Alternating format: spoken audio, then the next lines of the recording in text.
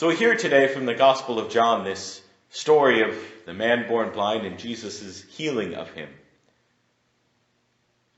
But what's interesting in this story is it starts with a story about physical blindness, but then Jesus takes it to a deeper level, talking not just about physical blindness, but about spiritual blindness. Just as last week we talked about the woman at the well, a story that began with physical thirst, and he started talking on a deeper level of spiritual thirst. So again, we have a similar thing today. So the question the gospel poses to us today and invites us to reflect on is, first of all, in what ways, where is it in our life that we are blind? Where is it that we still need Jesus to bring healing to our vision that we may see? What are we blind to? There's some types of people where sometimes what we're blind to is our own sins and weaknesses and shortcomings. And then at the same time, we can see that very clearly in others. That we're blind to the own sin and shortcomings, evils, failures in ourselves. That we are always right and correct. And it's everyone else who's wrong. That we're blind to the goodness in everyone else but can see theirs very clearly. That's not exactly a great way to live.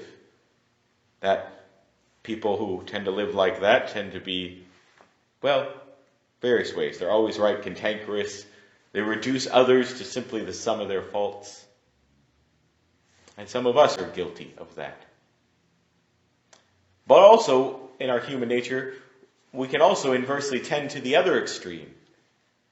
Where that I can't see the faults at all in others. I only see what is good.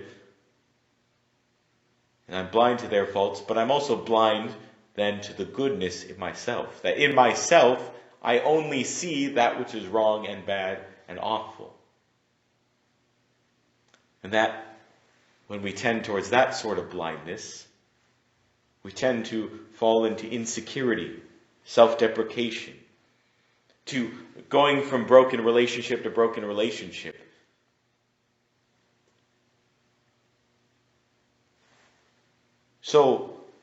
But Jesus comes to heal our blindness, to help us to see with a fuller vision, and thus to help us to truly love. Because love is always connected with truth. Because when we live in either one of these blindnesses, we tend to be miserable people, for ourselves and for others. But the light of Christ invites us to see with a fuller vision, that love is connected with truth. There's the old expression, love is blind. But actually, love is not blind. Love is actually to truly see. Infatuation, maybe, is blind. You know, when you have young people in love and, oh, Father Kevin, he's just perfect. I hear that sometimes. Oh, he's perfect. Really? Is he? Try being married to him for a few years and then come back and try telling me just how perfect he is. Or vice versa, he, she, whichever way you want to look at that. But no, true love is not blind, but rather true love is that can see clearly both the faults of the person and the good. Talk to a couple who's been married together for 30, 40, 50 years. Because I would argue that their love is more full and true. Because than a couple who's just newly fallen in love. Because they can see more clearly than probably anyone else, and maybe even more clearly than that person, their faults and failures and sins and shortcomings. And yet, they stick with them. Their love still says yes to this person. That true love sees clearly and still makes the choice to love, to act. That even in all the faults and sins and failures that one is keenly aware of, but they still make the choice to be with them, to walk with them, and to desire them. And so that love also can include, yes, trying to correct the faults of others at times, but it's still even loving them, warts and all.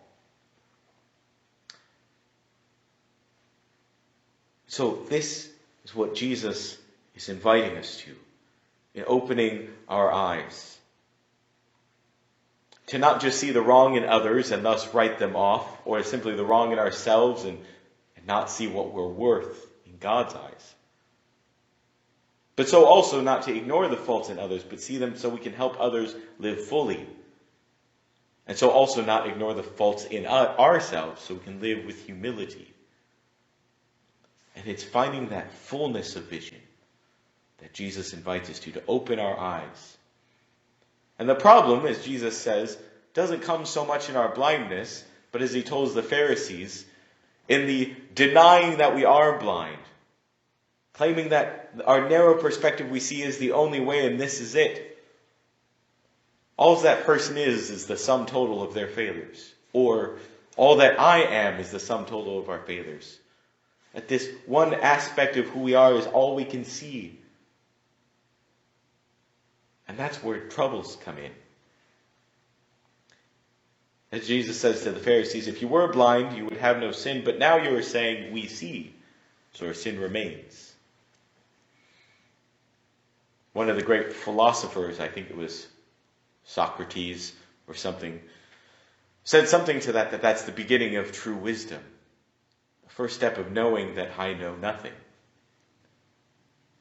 The humility of recognizing what we do not know.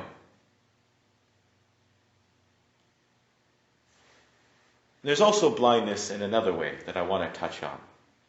That blindness of not being able to see where it is we are going. I don't just mean physically, as in closing our eyes and walking and running into walls or walking off of hay racks or anything like that. But rather, what I mean is when we're at that point in life when the future is unknown, or when we're going through something and we can't see how we can make it through this.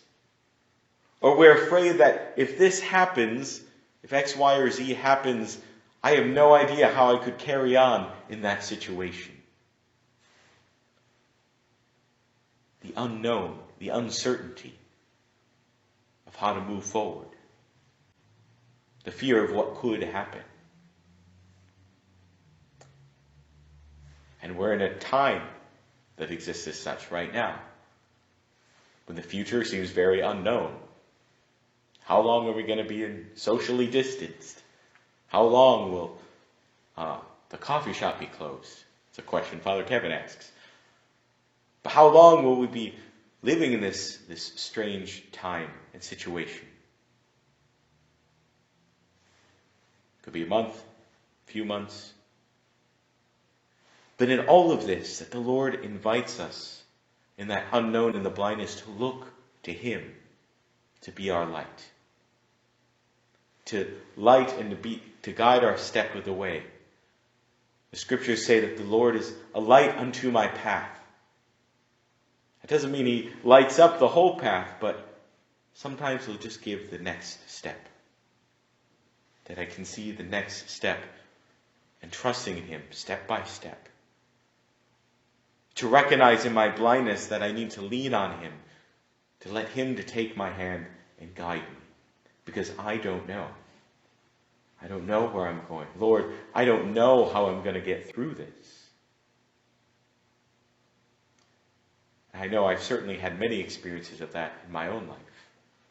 When I was in the seminary, Lord, I don't know how I'm going to be a priest, much less be a priest and be happy.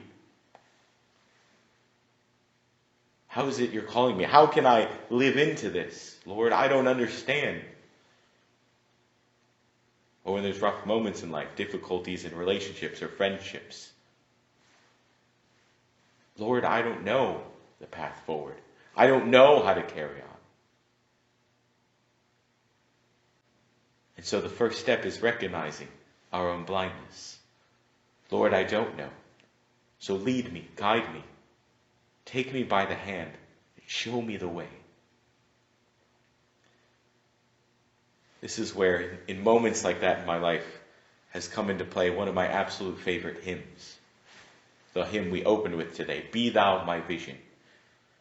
At the closing line of that song, and I'll end with this, is about this idea of that no matter what happens, no matter what we go through, to look to the Lord to be our vision, our light, to guide us on the way, to be our eyes for us because we are blind. To look to him and begging him to say, Lord, take me and lead me and guide me, no matter what happens, no matter what comes. At the final line of the song is, heart of my own heart, whatever befalls, still be my vision, O ruler of all. Amen.